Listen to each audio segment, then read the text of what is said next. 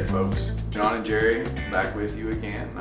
Today we were going to kind of maybe go into depth about the opioid crisis, and you know, this is something that it doesn't matter who your family is, this can touch you. Opioids are drugs basically that are derived from the poppy flower, and those drugs are things like oxycodone, hydrocodone, and so on. We can go into depth maybe on another talk about that, but well, before we move on, everyone knows oxycodone and hydrocodone. Everybody knows those. Yeah. But morphine falls under that. Tramadol would fall under that category.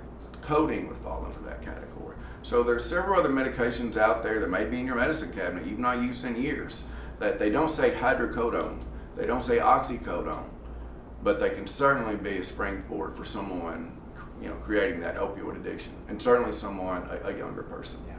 And the sad part about this is, you know, most people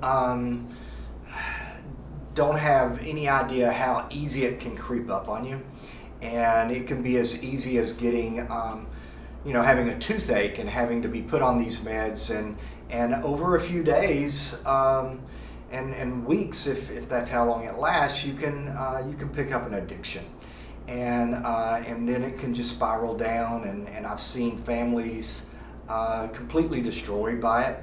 But there is some good news that we try to help bring in our stores, and that is supplying a drug called Naloxone, or Narcan is the brand name. John, can you tell them just a little bit about Naloxone and how you've seen it being used? Sure. So you know, in pharmacy we always like to use big words.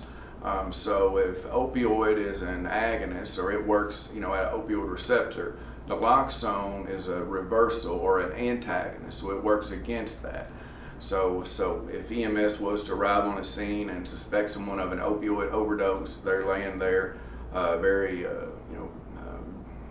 very slow breathing and passed out, they would inject that medication or do the nasal spray, and within seconds that person is come out of that overdose. Yeah, and you touched on something just a second ago, John, that some people may not be aware of.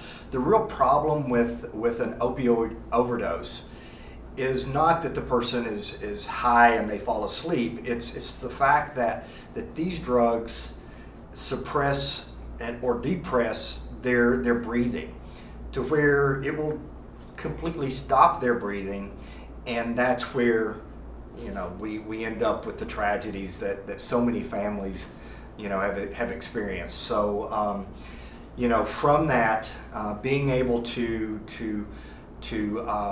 supply these drugs to our communities, and we would suggest you as patients, if you've been touched by it, or you know of somebody, to look into it and see what options you have. John, I'm sure you can tell us of stories where you've seen this used, right? Sure. Yeah, we're certainly involved, and we try to educate. And it's not the 22-year-olds out there, the families of a 22-year-old. I've dispensed the product to people where, you know, Grady is on 2 or 3 different medications, and it's not necessarily intentional. It may be just some confusion going on, but it's still good for that product to be in that home, and for the family or the caregivers to be educated on it.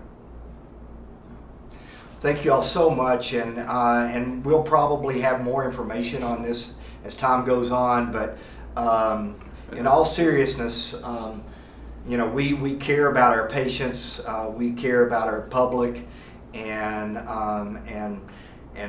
as pharmacists, we want to do whatever we can to help in the opioid crisis. And until next time, just go visit your local independent and talk to them.